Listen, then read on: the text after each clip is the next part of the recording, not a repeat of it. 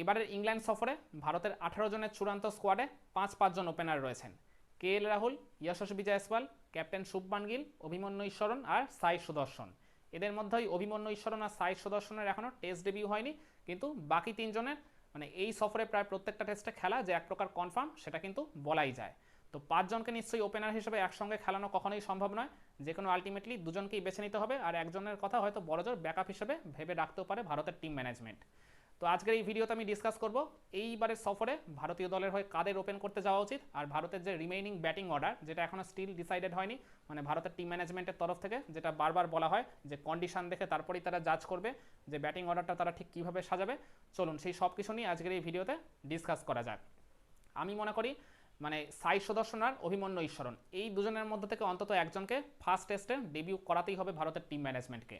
কারণ এই মুহূর্তে ওভারঅল মানে ব্যাটিং অর্ডার বা ব্যাটিং শেপের যা অবস্থা, তাতে করে একজন ব্যাটার কিন্তু কম পড়ছে। মানে সাই সুদর্শন অভিমন্যু ঈশ্বরনকে বাদ দিয়ে কিন্তু আপনি কখনোই একাদশটা গড়তে পারবেন না বলেই আমার মনে হয়। তো এই 2জনের মধ্যে থেকে যদি একজনকে আলটিমেটলি বেছে নিতে হয়, আমার মনে হয় ভারতের টিম ম্যানেজমেন্ট সাই সুদর্শনের দিকেই ঝুঁকবে। মেবি হতে পারে অভিমন্যু ঈশ্বরনের দিকেও তারা ঝুঁকতে পারে, তবে সেই সম্ভাবনাটা খুবই ক্ষীণ বলা চলে। কারণ অভিমন্যু এর আগেও বেশ কয়েকটা সফরে ভারতীয় দলের সঙ্গে গেছিলেন, কিন্তু খুবই আনফর্চুনেটলি এখনও পর্যন্ত তার টেস্ট ডেবিউ হয়নি। আর সাই সুদর্শন রিসেন্ট পাস্টে ব্যাট হাতে যেহেতু দারুণ ফর্মে রয়েছেন, সেটা ঘরোয়া ক্রিকেটে বলুন IPL-এ বলুন, একবারে স্বপ্নের ফর্মে রয়েছেন, ধারাবাহিকতার একবারে অনন্য দৃষ্টান্ত স্থাপন করেছেন। তো সেই কারণে আমার মনে হয় সাই সুদর্শনকেই ডেবিউ করিয়ে দিতে পারে ভারতের টিম ম্যানেজমেন্ট। তো সাই সুদর্শনের যদি টেস্ট ডেবিউ হয়ে যায়, আমি সাই সুদর্শনকে কিন্তু ওপেনার হিসেবে দেখতে চাই। আর জয়সওয়াল যখন খেলছেন তো তিনি তো ওপেনার হিসেবেই থাকবেন। তো মানে হিসাব মতো আমি ওপেনার হিসেবে সাই সুদর্শন আর যশস্বী জয়সওয়ালকে দেখতে চাই। অনেকে হয়তো আমার সাথে দ্বিমত পোষণ করতে পারেন, কারণ ভারতের টিম ম্যানেজমেন্টের তরফ থেকে অলরেডি ডিসাইডেড হয়ে গেছে যে ওপেনিং স্লটে কারা থাকবেন। তারা মূলত এই জয়সওয়ালের সাথে KL রাহুলকেই প্রেফার করছেন, কারণ রিসেন্ট পাস্টে এই জুটি মানে ভারতকে কিন্তু বেশ সাফল্য এনে দিয়েছে। সেটা ওই অস্ট্রেলিয়ায় বর্ডার গাভাস্কার ট্রফিতে বলুন, কিংবা এই চলতি ইংল্যান্ড লায়ন্সের এগেনস্টে ওই মানে একটা আনঅফিসিয়াল টেস্টেই বলুন না কেন। কিন্তু তারপরও আমি মনে করি মানে সাই সুদর্শন একজন প্রপার ওপেনার। তিনি মানে ওপেনার হিসেবেই ঘরোয়া ক্রিকেটে IPL-এ সব জায়গাতে সাফল্য পেয়েছেন, নাম্বার 3তেও ব্যাটিং করেছেন, কিন্তু সেটা খুবই কম। আর লঙ্গার ভার্সন ক্রিকেটে, রেড বল ক্রিকেটে, পার্টিকুলারলি ইংল্যান্ডের মাটিতে তিনি সারের হয়ে কাউন্টি ক্রিকেটেও কিন্তু ওপেনার হিসেবেই সফল হয়েছেন। তো সেই কারণে আমি মনে করি সাই সুদর্শনের থেকে যদি বেস্ট আউটপুটটা পেতে হয় আপনার, তাহলে তাকে ওপেনার হিসেবেই খেলিয়ে দেওয়া উচিত। আর ভারতের টিম ম্যানেজমেন্ট হয়তো ওই লেফট হ্যান্ড রাইট হ্যান্ড কম্বিনেশনের জন্য হয়তো সাই সুদর্শনকে ব্যাটিং অর্ডারের নিচে নামিয়ে দিতে পারে, কিন্তু আমি তার সাথে কিন্তু একেবারেই পক্ষপাতী নই।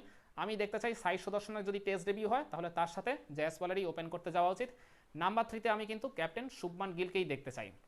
অনেকে হয়তো আমার সাথে দ্বিমত পোষণ করতে পারেন, বা ভারতের টিম ম্যানেজমেন্টও হয়তো মনে মনে এরকমটাই ভেবে রেখেছে, বিরাট কোহলি, সচিন টেন্ডুলকার যে পজিশনে ব্যাটিং করতেন নাম্বার 4, শুভমান গিলকে তারা নাম্বার 4-এ ব্যাটিং করাবে। কিন্তু আমি এটার সাথে একেবারেই পক্ষপাতী নই, কারণ মানে শুভমান গিল এমনিতে তার টেস্ট ক্যারিয়ারটা বা ওভারঅল ক্রিকেট ক্যারিয়ার শুরু করেছিলেন ওপেনার হিসেবে। পরবর্তীতে যশস্বী জয়সওয়ালে যখন টেস্ট ডেবিউ হয়েছিল, রোহিত শর্মার সাথে তাকে ওপেন করার সুযোগটা করে দেওয়া হয়েছিল বলে শুভমান গিলের ব্যাটিং অর্ডারটা এক ধাপ নামিয়ে নাম্বার 3-তে পাঠিয়ে দেওয়া হয়েছিল। কিন্তু এখন যদি আবার তাকে এক ধাপ ডিমোশন দিয়ে নাম্বার 4-এ নামিয়ে দেওয়া হয়, তাহলে আমার মনে হয় সেটা তার মানে ব্যাটিংয়ের ওই কনসিস্টেন্সি বলুন, কিংবা ভালো ফর্মের মানে বিচার বিবেচনায় বলুন, অনেক প্রভাব পড়তে পারে।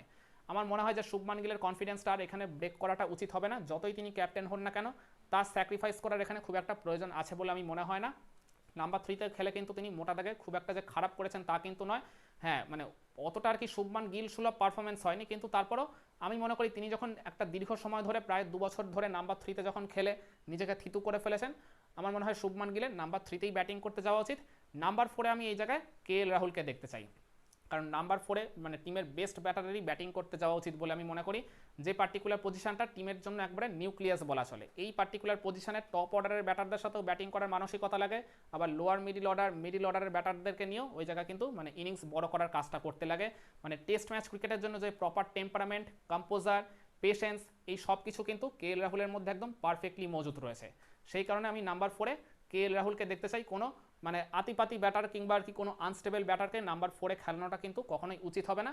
মানে যারা একাদশে এখনও মানে নিজের জায়গাটাই থিতু করতে পারেনি, এই টাইপের কোনো ব্যাটারকে তো আমি একেবারেই দেখতে চাই না। মানে শুভমান গিল যতই ওই জায়গায় টিমের ক্যাপ্টেন হন না কেন, আমি তাকে কিন্তু নাম্বার 4-এ মানে এখনও দেখতে চাই না, কারণ শুভমান গিল এখনও টেস্ট ব্যাটার হিসেবে নিজের মানে ওই দাবিটা বা ওই মানে কার্যকারিতা এখনও কিন্তু ঠিকভাবে প্রমাণ করতে পারেননি। তবে রাহুল তিনি এই টিমের সবচেয়ে সিনিয়র ব্যাটার, দীর্ঘদিন ধরে তার খেলার অভিজ্ঞতা রয়েছে, রিসেন্ট পাস্টটা তিনি একবারে স্বপ্নের ছন্দে রয়েছেন। মূলত সেই কারণেই আমি রাহুলকে নাম্বার 4-এ ব্যাটিং করতে দেখতে চাই। আর রাহুল ওই জায়গায় ওপেনার হিসেবে রিসেন্ট পাস্টটা যতই ভালো করুন না কেন, তিনি মানে যে সব জায়গাতেই মানে একদম পারফেক্টলি সুইটেবল ব্যাটসম্যান সেটা কিন্তু রিসেন্ট পাস্ট আইপিএলে বলুন বা এর আগে অতীতে বহুবার বলুন প্রমাণ করে এসছেন। ওপেনার থেকে শুরু করে ওই একদম নাম্বার 6 ব্যাটিং পজিশন সব জায়গাতে খেলে কিন্তু তিনি ধারাবাহিকভাবে সাফল্য পেয়েছেন, আর সেটা তো রিসেন্ট পাস্টে ঘটে যাওয়া এই আইপিএলে তো আরও বেশি করে আপনার চোখে আর কি ফুটিয়ে তুলবে। সেই কারণেই আমি নাম্বার 4-এ KL রাহুলকেই দেখতে চাইছি। নাম্বার 5-এ ডেফিনেটলি এই জায়গায় ঋষভ পান্তই চলে আসবেন, কারণ ঋষভ পান্ত নাম্বার 5-এ লাস্ট কয়েক বছর ধরে রেগুলার খেলেই আসছেন। নাম্বার 6-এ আমি এই জায়গায় ওই করুণ নায়ার অথবা ধ্রুব জুরেলের মধ্যে একজনকে দেখতে চাইছি।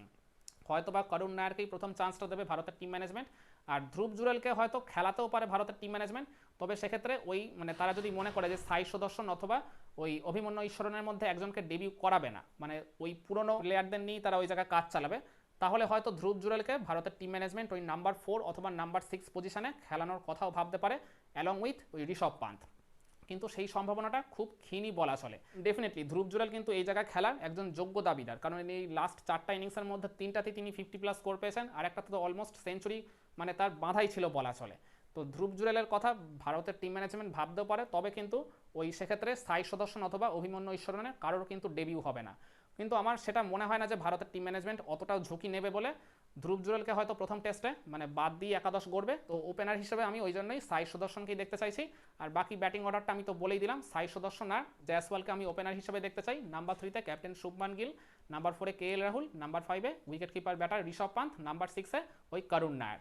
করুণ নায়ারকে অনেকে নাম্বার 3 বা নাম্বার 4-এও খেলানোর কথা বলছে, কিন্তু আমার সেটা মনে হয় না যে নাম্বার 3 বা নাম্বার 4-এ করুণ নায়ার খুব একটা সুইটেবল হবেন বলে। তিনি ঘরোয়া ক্রিকেটে ওই নাম্বার 5 বা 6-এ ব্যাটিং করেই কিন্তু সাফল্য পেয়েছেন, মানে যে ঘরোয়া ক্রিকেটে রেকর্ডের পর রেকর্ড করে তিনি এই দীর্ঘ 8 বছর পর আবার টেস্ট ফরম্যাটে ডাক পেয়েছেন। আমার মনে হয় করুণ নায়ারের ব্যাটিং পজিশনটা এখানে চেঞ্জ করার খুব একটা প্রয়োজন নেই। একমত হবেন আমার এই পয়েন্টগুলোর সাথে আপনারা? কমেন্টে জানান।